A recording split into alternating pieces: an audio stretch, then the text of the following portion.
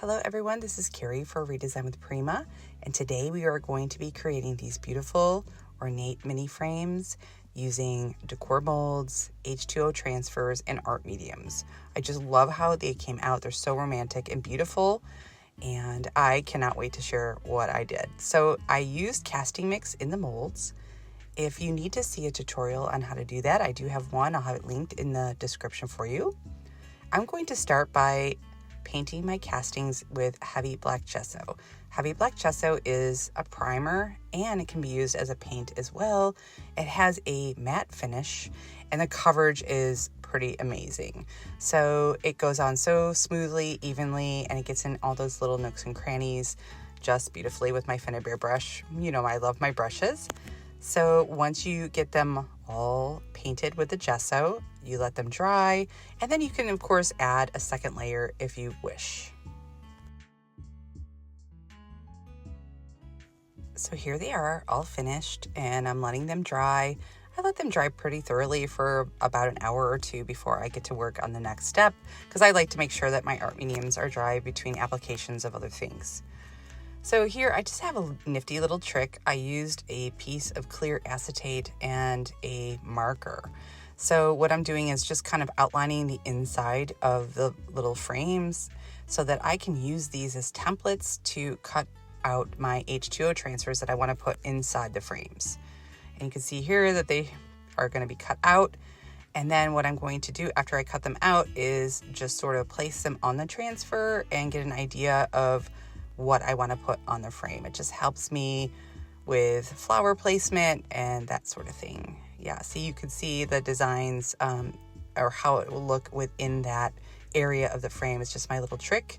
And you can take some clear tape and tape them to the transfer, and it holds it in place, and then you can just cut around. So also be mindful of some images that might be around these little frames that you might want to cut around. It won't make a difference in the frames. So you won't, you may not want to cut through a flower or whatever, but it certainly helps. It makes life a lot easier. I'm using the H2O transfer set called Rustic Romance. So it has all those beautiful vintage flowers. And here I've got them all cut out. And what you want to do is spritz your area that you're going to add them to first with a little bit of water. Peel off the protective sheet, lay them down and spritz again, and just press with your hands or your fingers just to make sure that they stay down nicely. It usually doesn't take very long, just a few seconds. It depends on how much water you add, so don't add too much, but just enough. And usually on that gray backing sheet, you can kind of see the color come through. You know that they've transferred really, really nicely.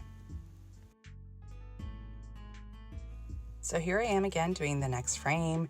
And you want to be mindful that the entire image is wet because the water activates the adhesive on the H2O transfer. So if you don't allow it to kind of rest and activate, then it may not all come off. So just be aware of that. Now, after they are done, after you're done transferring on your surface, they will feel a little bit sticky, and that is because you've activated the glue on the transfer. So let them dry for just a little bit before you move on to the next step. And if they do roll up on you when you remove the protective sheet, just take your finger and smooth it out again. It's really easy.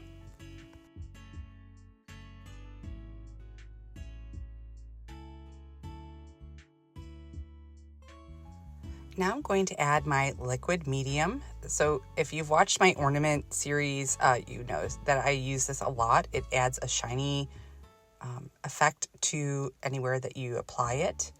And you don't need very much. A nice thin coat is all you need. And it sort of mimics glass. So it's like your little artwork is behind glass, which I love. And this stuff dries pretty quickly. I would say within 10 or 15 minutes. And just like I said, do a nice light coat and let it dry, and then it's finished. Okay, now I'm ready to add my Decor Wax. So this is called Vintage Gold. It's a Handmade metallic wax. It's very soft gold. It's not really harsh.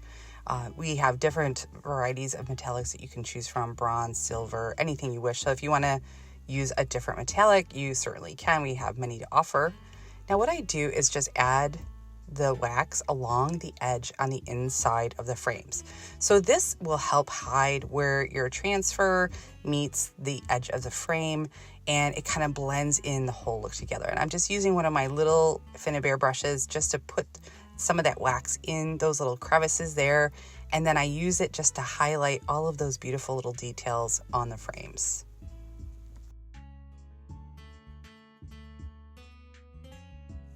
I also like to use my finger sometimes when I'm doing this if I add too much wax or it clumps up or whatever. It needs to be smoothed out. That's totally fine. The brush just allows you to go into some of those little details, and then you can use your finger just to smooth it out if you need to blend it a little bit more. And that's what you see me doing here. So I didn't want too much wax on over the roses or the inside part, but I just wanted to blend it so that it looked cohesive and not too harsh. But you can see how those details come to life. It's so pretty. So this little frame, I just decided to add the little bow that comes with the molds. It's a little bow inside one of the molds, and I just needed a little extra something to match the others. So I'm simply adding it with a little bit of my super glue gel, and it stays attached really, really quickly. Now, I wanted these to look sort of like real artwork, so I decided to add craft paper to the backs of these little frames, sort of like you see with artwork. You know, it has that craft colored paper on the back. And then I decided to add little hooks to mine. So you don't have to do this part if you don't want to. All it is it's jewelry wire. That's it. And I use the end of my brush just to bend it.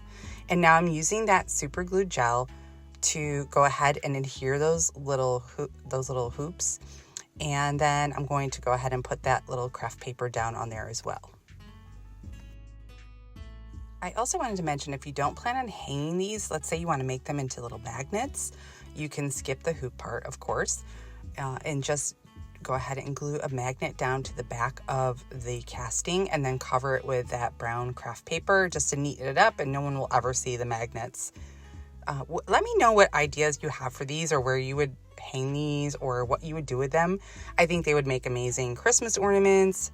I think they would look sweet hanging off like a doorknob or candlesticks, or even a wine bottle. Like, I thought if you gave someone a wine bottle or a bottle of wine as a gift, that would be so pretty hanging off of there. Just a little added element, and you can write, you know, a little sentiment on the back too for the people you're giving it to. So these could be like actually cute little gift tags as well. So now I'm just adding clear gesso to the backs just to seal them and protect them. Depending on where I want to put them or hang them, this will add a little bit of a sealer so that you don't have to worry about the paper getting messed up later on. You can add 1 coat or 2 coats, whatever you wish. I decided just to add some black satin ribbon to the tops. Now my little hangers are silver, so maybe get the wire in gold if you wanted to match. I actually used some of the Decor Wax just to color the wire with. And it worked great. You just have to let it sit for a bit and cure. And I love how these are coming together. They're so sweet, vintage looking, and so pretty. There's so many uses for these. And I would love to hear in the comments what you guys would use them for. But I really appreciate you watching. Thank you so much. And let me know also what you would like to see next. Any particular art medium or mold. I'll be happy to do so. Thanks again for watching. And please subscribe to our channel. We would really appreciate it. Have a great day, everyone.